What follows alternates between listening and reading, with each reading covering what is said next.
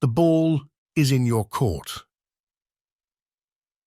The expression, "the ball's in your court," is a metaphorical phrase that means it is now someone else's turn to take action or make a decision.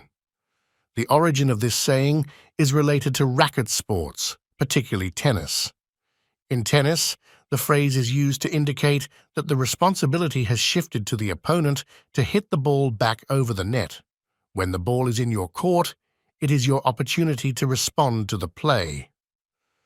The saying has been adopted into everyday language to convey the idea that someone now has the initiative or the opportunity to act, and it's up to them to make the next move. While the specific origin date is unclear, the usage of the phrase in a metaphorical sense became popular in the 20th century. Today, "the ball's in your court" is widely used in various contexts to indicate a shift in responsibility or decision-making. Grasping at straws.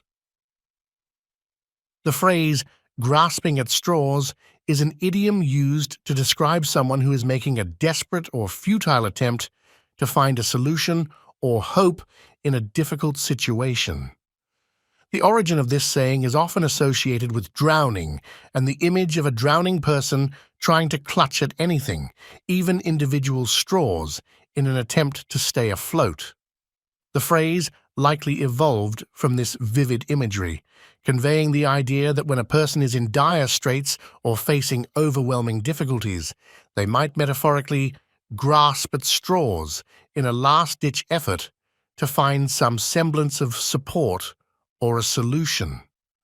The expression has become a common idiom in English, used to describe situations where someone is trying to find hope or solutions in a situation where it seems unlikely or improbable. Curiosity killed the cat. The phrase, "curiosity killed the cat," is an idiom used to caution against unnecessary or overly inquisitive behavior. The origin of this saying is not precisely known, but it dates back to at least the 16th century. One of the earliest known variations of the phrase appears in the English play "Every Man in His Humour" by Ben Jonson, written in 1598. The line in the play reads, "Helter-skelter, hang sorrow, care will kill a cat, uptails all, and a pox on the hangman." The phrase, in this context, suggests that excessive worry or care can be harmful. Over time, the saying evolved into the more familiar "curiosity killed the cat," and the idea behind it is that being too curious or prying into matters that don't concern you may lead to trouble or unpleasant consequences. The phrase is often used to remind people to be cautious and not to seek information or engage in activities that might bring harm or trouble. A piece of cake. The saying, "a piece of cake," is an idiom that means something is very easy to do. The exact origin of this expression is not clear, but it has been in use since the 19th century. One theory suggests that the phrase may have originated in the United States, where cakewalks were popular in the 19th and early 20th centuries. A cakewalk was a dance competition in which participants walked around in a circle, and the couple with the most graceful and entertaining walk won a cake as a prize. Winning a cake in a cakewalk became associated with something easily achieved, hence the idiom, "a piece of cake." While the cakewalk theory is interesting, there is limited concrete evidence linking it directly to the idiom's origin. It's also possible that the phrase simply arose from the idea that eating a piece of cake is an easy and enjoyable task. Regardless of its precise origin, "a piece of cake" has become a widely used idiom in the English language to convey that something is very easy to accomplish. A dime a dozen. The phrase, "a dime a dozen," is an idiom used to convey that something is very common, abundant, or easily obtained. The origin of this saying is rooted in the notion of value and abundance. In the United States during the 19th and early 20th centuries, The dime was a common and low-denomination coin, and a dozen refers to a group of 12 items. Therefore, when something is described as a dime a dozen, it implies that the item is so plentiful or ordinary that its value is comparable to the low cost of a single dime, and you could easily find or acquire a dozen of them. This idiom has become a common way to express the idea that something is not rare or special, but rather very common or easily accessible. It is used in a wide range of contexts to emphasize the abundance or lack of uniqueness of a particular thing or quality. Beat around the bush. The phrase beat around the bush is an idiom used to describe someone who avoids addressing a topic directly or who speaks vaguely without getting to the main point. The origin of this saying is often attributed to hunting practices in medieval England. In medieval hunting, especially bird hunting, it was common for beaters to use sticks or branches to beat the bushes and dense vegetation to flush out birds, making it easier for hunters to catch them. However, some hunters were hesitant to directly confront the potentially dangerous animals hiding in the bushes. Instead, they would beat around the bush, hoping to avoid a direct encounter. Over time, the phrase evolved from its literal hunting context into a metaphor for avoiding a direct approach or delaying getting to the main point in conversation. Today, when someone is accused of beating around the bush, it means they are not addressing a topic straightforwardly or are being evasive in their communication. Take it with a grain of salt. The phrase, "take it with a grain of salt," is an idiom used to advise someone to be skeptical or not fully believe something. The origin of this saying can be traced back to ancient Rome. Pliny the Elder, a Roman author and natural philosopher, documented an antidote to poison in his work Naturalis Historia, Natural History, around 77 AD.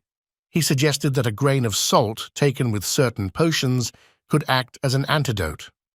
The phrase cum grano salis, with a grain of salt, was used to convey the idea that the remedy should be approached with caution and skepticism. The saying was later translated into English, and over time it evolved into the modern idiom, "take it with a grain of salt." Today, when someone suggests taking information or advice with a grain of salt, it means approaching it with a degree of skepticism and not accepting it at face value. Under the weather. The phrase "under the weather" is an idiom used to describe someone who is not feeling well or is in poor health.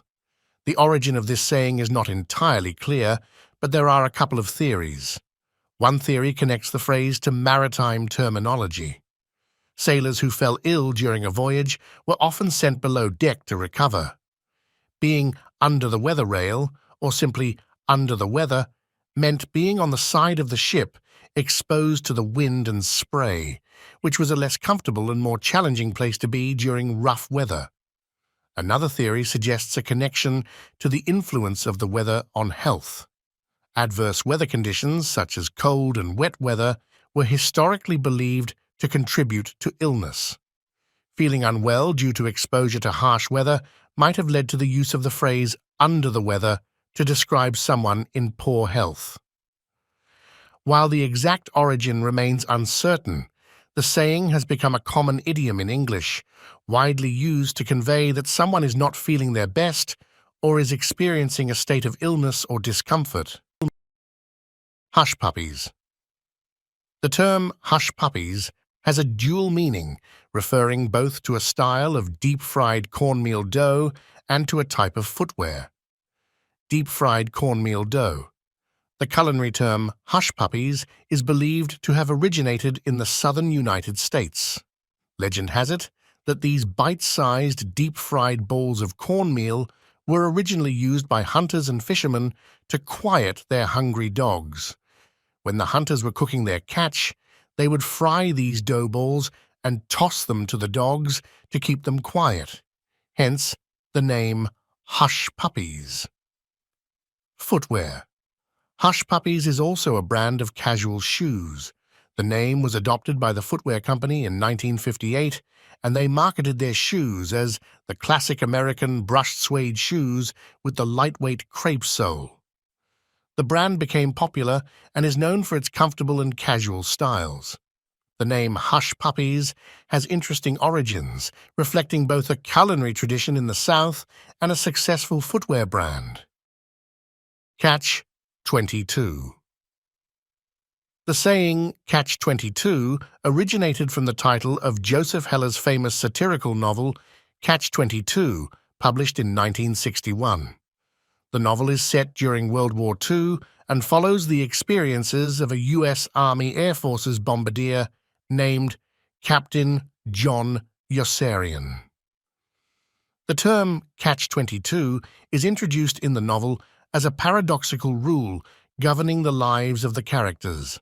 In the story, a Catch-22 is a military regulation that states that a soldier is considered insane if they willingly continue to fly dangerous combat missions.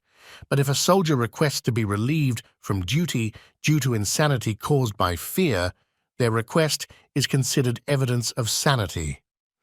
Essentially, the Catch-22 creates a no-win situation for the characters, as they are trapped in a contradictory and absurd set of rules.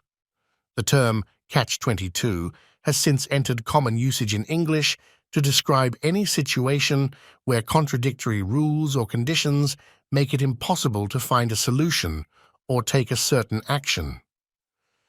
It has become a widely used idiom to convey a sense of frustration or a no-win scenario.